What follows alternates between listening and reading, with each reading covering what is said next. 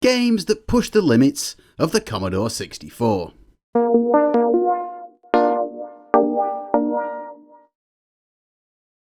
Yes, the beige bread bin, the brown bruiser, a massive success story for Commodore and a very popular system worldwide. On its release in 1982, it was both cheaper and yet more powerful, where it counted, than most of the competition, becoming a very rapid success for Jack Tramiel's coffee-coloured computer company. Although capable of doing all kinds of computery things, it was gaming where it really shone, being built from the ground up with that very thing in mind. Equipped with such cutting-edge features as hardware support for sprites and scrolling, a large colour palette, and a very advanced sound chip. In fact, originally planned as much more of a console than the full-fledged computer it became, it's no surprise that this system was a hit with both gamers and, of course, games developers. Its very long life as a commercial system meant that those game makers had plenty of time to get the measure of it and learn how to really wring out every drop of performance. And that is exactly what this video is about.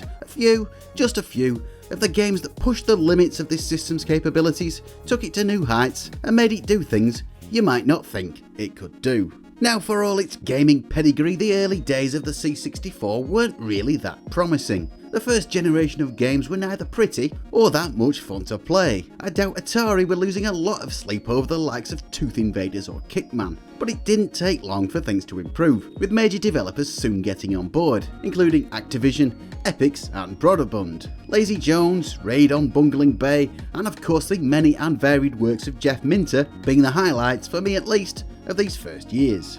As is often the case though, this system didn't reach its full potential until it had been on the market for a good while. By the time 1986 rolled around, good games were coming out left and right, and the C64 was riding high as a market leader globally, even here in the UK, where it was giving some very stiff competition to the huge selling ZX Spectrum. Enter Uridium, a game that left no one in any doubt about what the C64 could do in the right hands, and showed just how much clear water there was between Jack Tramiel's taupe Tantalizer and Sir Clive's cheap and cheerful rubbery wonder, at least when it came to speedy sprite-based gaming. Yes, Uridium was fast, frantic, colourful, and loaded with all kinds of graphical trickery, and okay, later games did supersede it in terms of pure graphical prowess, but there wasn't much else at all at the time that could compete when it came to slamming around those sprites. There was a Spectrum version, and a very good attempt it was too, but it was a definite downgrade compared to the original.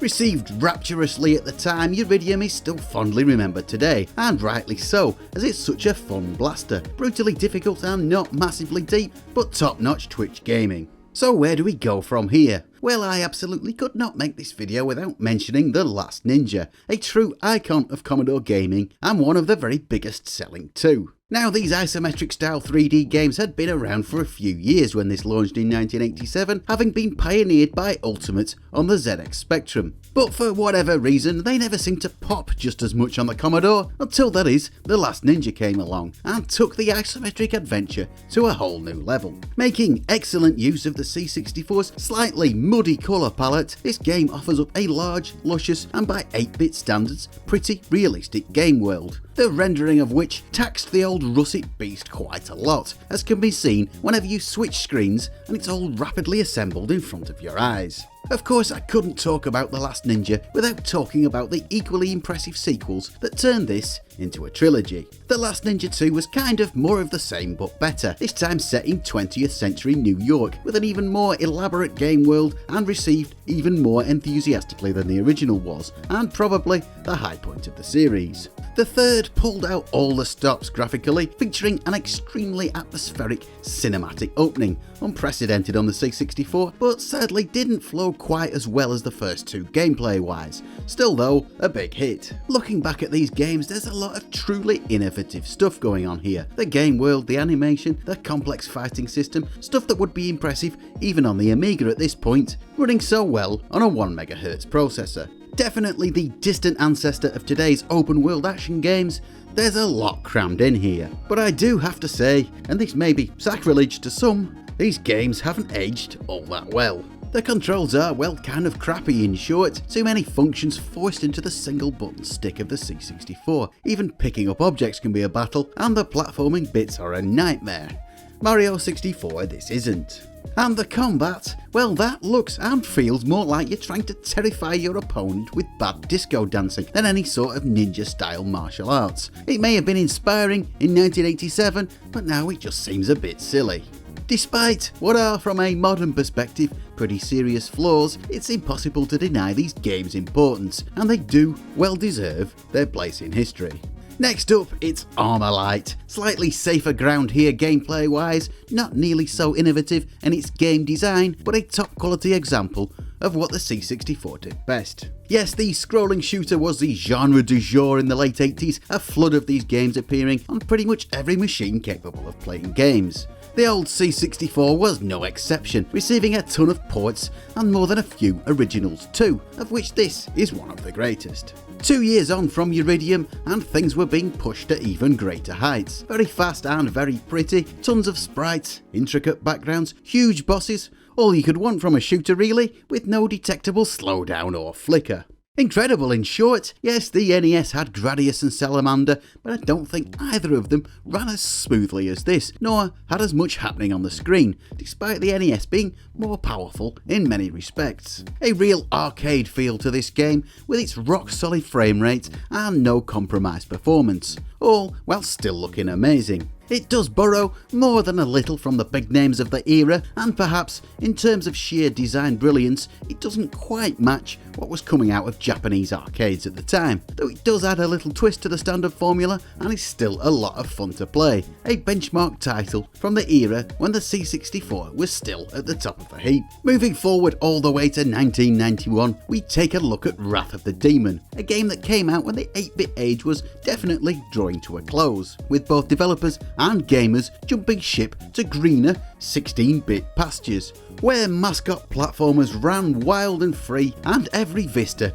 was enhanced by parallax scrolling. But speaking of parallax scrolling, that was something that the C64 could do too, and this title is living proof. Originally appearing on the Amiga, the C64 was the only 8-bit system the developers bothered porting this to, but a darn fine job they did of it. Spectacular looking in every way, with its eye-popping backgrounds, massive sprites, superb animation and tons of detail. Yes, definite old school eye candy, and in its way a better feat of coding than the technically superior versions on other platforms, given that it did so much with so little. We always knew the Amiga could churn out this kind of stuff all day, but to see it on this much more primitive machine is stunning. Sadly though, when it comes to the actual game, well, it is a bit lacking. Not all that highly regarded at the time, and certainly not raved about now by anyone, it's definitely a game that's more for looking at than for playing. Frustrating and irritating throughout, with baffling controls and pretty tedious gameplay. This really wouldn't worry Sega or Nintendo. But it did prove that whilst most of its contemporaries had run out of steam by the early 90s, the done-hued wonder wasn't quite done, and still had something left to give. And what it gave with Turrican 2, maybe, possibly, perhaps, the best game that ever graced this machine. Of course, the works of Manfred Trenz had to appear in this little rundown of limit-pushing C64 games, bemulleted 8-bit renaissance man that he was, coder, designer and graphic artist for some very memorable outings. The original game set the bar very high, but the sequel leapt it with gusto, giving a very console-like experience, and I mean that in a good way, slick, polished, fun to play and technically brilliant. It certainly borrowed from the run and gun games that were a big deal on consoles of the time, but this was not a cheap knockoff or another shoddy conversion, but superb in its own right. Huge levels with lots to explore and masses of detail, floods of enemies, giant bosses, smooth multi-directional scrolling, and all of it whizzing along on a machine that was now 9 years old. Yes, the Amiga version did look and sound, well, a tad more advanced, but in every way that mattered when it came to the actual gameplay, the version operating with just 64 kilobytes of RAM was its equal. There's so much to recommend this as a game, so much substance, and so much that still stands up today. One of the finest games of this whole era.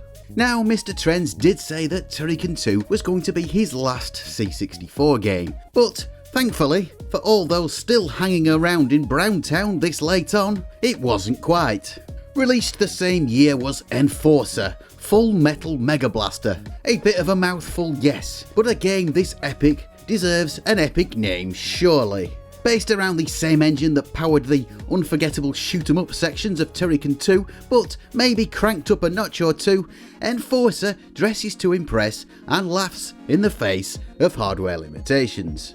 The visuals belie the, by this point, ancient and outdated hardware. Those original Commodore engineers, whose design brief was just to make something less crap than the VIC-20 really, would never have imagined that this is what their machine could do when pushed. There are many varieties of visual finesse here, so much going on the screen, so many massive sprites, such gorgeous backgrounds, and all running buttery smooth, with that unmistakable sound of the SID chip to cap it off. A classic certainly, though maybe not quite as good a game as Turrican 2. An apples and oranges comparison, I know, being as they are so different, but maybe not quite as innovative, though worthy of the praise it still gets from those in the cult of Commodore. Now this would have made a good swan song perhaps, the last great game of the C64's commercial life, taking the system to the heights before going gently into the good night. But, well, there is another game I need to talk about. A game that exceeds even the powers of Manfred Trenz. If you're a fan of the C64, you probably know what I'm talking about. A game that raged against the dying of the light. If you want to be poetic, it is of course Mayhem in Monsterland. A miracle of optimization, this game looks superb enough to cause genuine confusion amongst the uninitiated. Is that really running on the old Commode? Well, yes it is. Marshalling every hard-won trick in what was now quite a long book, and a few that weren't, there is so much top-notch computer sorcery going on here, it really is a wonder. Created by the Rowlands brothers John and Steve, they were never shy of admitting the obvious inspiration they took from AAA platformers of the day, but there's no shame in that really. Many great games were built on the groundwork laid by others. More than any game I can think of on any classic home computer, it captures the speed of Sonic, the fluidity of Mario, and the cutesy yet oddly beautiful design of Taito's arcade hits. Not absolutely flawless, of course. Commodore Format's 100% review is still controversial to this day. In fact, on some corners of the internet, you'll find a bit of a backlash against Mayhem in Monsterland. It's true there are some perhaps questionable design decisions. It is a little on the hard side, with more of a coin-munching arcade level of difficulty than the fairly gentle learning curve of Nintendo's 90s output. And yes, it does get, well, a bit samey the further you get into it. This isn't quite Super Mario Bros. 3, but the worst criticisms really aren't deserved. There's something genuinely special about this game. No doubt hardcore Commodore sceners could tell you in detail about the hacks used here to make it work like it does, the sprites, the parallax effect, the glitch in the VIC-2 chip allowing such quick scrolling. But what strikes me is just how effortless it all seems, how easy these coders make it look. Why weren't they making games like this in 1985? Why did it take so long to get to this level? The Rowlands make it all look like a stroll in the park. Of course, it was anything but, and what we have here is an enormous display of coding knowledge and skill. The surface is unruffled, but underneath, this old hardware is screaming at max RPM, pedal to the metal. By the time this game was released in late 1993, the old bay beauty, the C64, had vanished from most retailers. Unsurprising really, even 16-bit systems were maybe a bit past their prime at this point. Things had moved on. In fact, Mayhem in Monsterland was self-published, sold directly by Apex Productions through mail order, no one having the shelf space, even for this. Yes, it really was the end of the road for the old diarrhea pillowcase. Just a year later, Commodore would kick the bucket, lost forever in a swamp of financial nightmares, and Sony would release the PlayStation. Gaming would enter a new age. For now, I think this is the end of my tour of highlights of Commodore's prodigy, but not the end by any means of the delights that this old machine has in store. There are literally hundreds of games I could have mentioned here but didn't, many classics that have never reached my attention, and a lot of more recent releases too, but no doubt you'll be able to tell me exactly what I'm missing in the comments below. I didn't feature any 3D games at all, not because there aren't any to be found, but because I didn't see any I really thought were that special when compared to the more notable 2D games. Once again, any suggestions would be greatly appreciated, so do let me know below. So, thanks for watching, thanks for getting this far, and goodbye for now.